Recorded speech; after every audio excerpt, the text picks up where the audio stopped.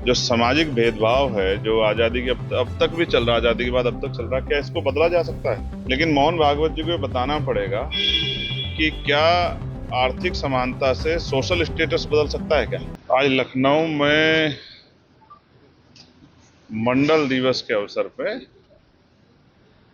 जन चेतना सम्मेलन है, जन चेतना आंदोलन है, क्योंकि 7 अगस्त 1990 को वीपी सिंह जी ने जो घोषणाएं की थी वो 40 सिफारिशों में से 2 ही सिफारिशें लागू हुई हैं। अभी 38 सिफारिशें बाकी हैं जो जब तक लागू नहीं होगी तो पिछड़े और अति पिछड़े समाज को स्वाभिमान सम्मान का जीवन और अवसर जो है भारत में नहीं मिल सकते हैं।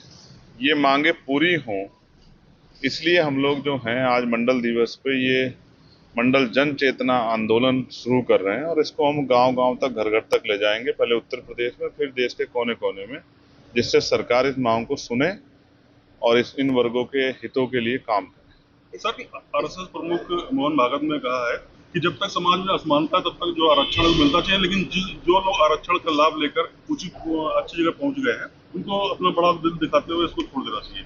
तो जो पहुंच गए हैं उसकी जानकारी कैसे मिलेगी?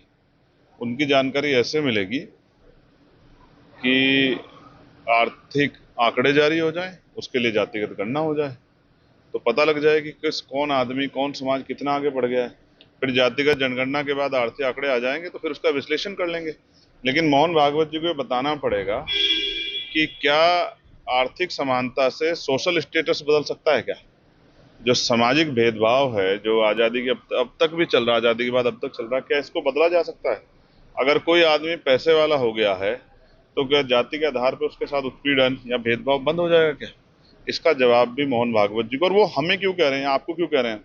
उनकी सरकार है, वो ये बात सीधे नरेंद्र मोदी जी को कहे। नरेंद्र मोदी जी इसको जो कैबिनेट में प्रस्ताव लिया है, बिल लिया है, कौन ना कर रहा है? तो फिर हम विपक्ष के लोग या जो भी सामाजिक न्याय को मानने वाले लोग हैं वो उनसे चर्चा कर लेंगे, विचार विमर्श कर लेंगे।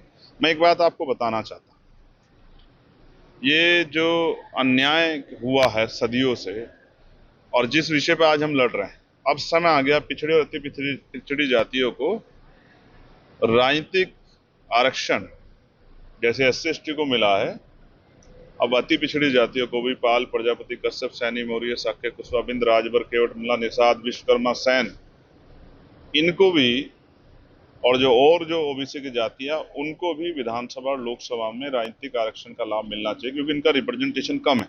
मैं आपको ऐसी सैकड़ों जातियां गिनवा दूंगा जिन्होंने विधानसभा लोकसभा का मुंह ही नहीं देखा।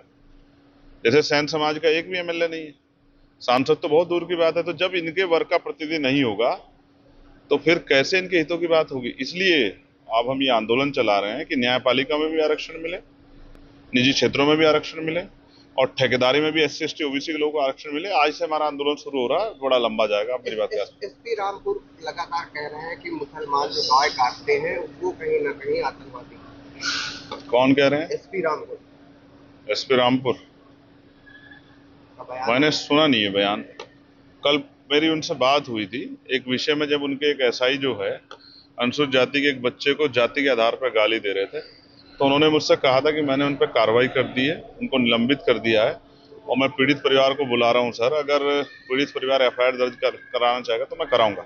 ऐसा बयान मैंने सुना नहीं। अगर किसी ने ऐसा बयान दिया है तो उसका जवाब सरकार को देना चाहिए कि ये उनका बयान है, सरकार का बयान। सर, आरएसएस प्रमुख मोहन भागवत ने अभी अपने बयान में कहा है कि जो विरोध प्रदर्शन हो रहा है ये भी संवाद का एक माध्यम है, और जो जनजी और जन अल्फा जो अभी नई पीढ़ी है ये कहीं ना कहीं अधिक राष्ट्रवादी है। एक जोरदार तमाचा लगा NDA सरकार को, और 2 दिन पहले एक अतुल साहब उनके हैं RSS के, अमोल या अतुल कुछ XYZ कुछ तरह करके है, वो कह रहे थे कि जो प्रोटेस्ट था ये एंटी नेशनल था। कल RSS प्रमुख कह रहे हैं, जो उनके बड़े लीडर हैं, कि ये जो प्रोटेस्ट था सही था जैन जी का।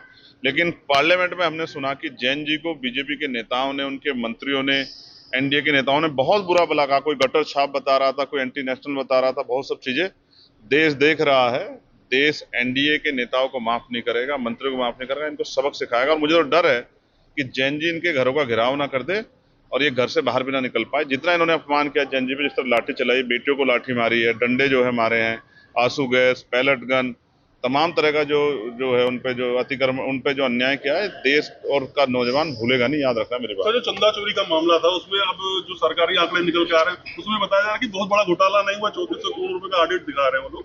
अब तो मैं बड़ा घोटाला नहीं हुआ 3400 करोड़ का ऑडिट दिखा रहे हैं कि है ये। नहीं, उनके लिए तो बहुत छोटा है सब कुछ, उनके लिए घोटाला भी छोटा है, लेकिन सरकार 6800 यानी कि लगभग 7000 करोड़ रुपए प्रचार पे खर्च कर रही है। इसका जवाब भी उनको आज देना पड़ेगा। मैं मांगूंगा अभी जाके लखनऊ की छाती पे खड़े होकर यहीं इको गार्डन मांगूंगा जवाब कि 7000 करोड़ में जो पूरा बजट है इनकी सारी सरकारी यूनिवर्सिटियों का, वो भी 7000 करोड़ का नहीं है सालाना, 10 साल का, जितना उन्होंने प्रचार पे खर्च किया है। अगर आप अच्छे काम करो जनता प्रचार कर देगी, लेकिन आपने तो प्रचार के नाम पे या सरकार चलाने के नाम पे जो है तानाशाही की है। किसी को बुलडोजर चलाओ, किसी को लाठी मारो, किसी को गोली मारो, किसी का एनकाउंटर करो, ये सब आपने किया, जनता जवाब देगी आपको, याद रखना। लखनऊ में ही सर एक अभी जो है मौलाना ने जो हुड़दंगी है कांवड़ी है उनको आतंकवादी लिखा है। ये सरकारी मौलाना है, ये मुस्लिम मौलाना नहीं, ये सरकार के मौलाना है, सरकार के हिसाब से बयान देते हैं।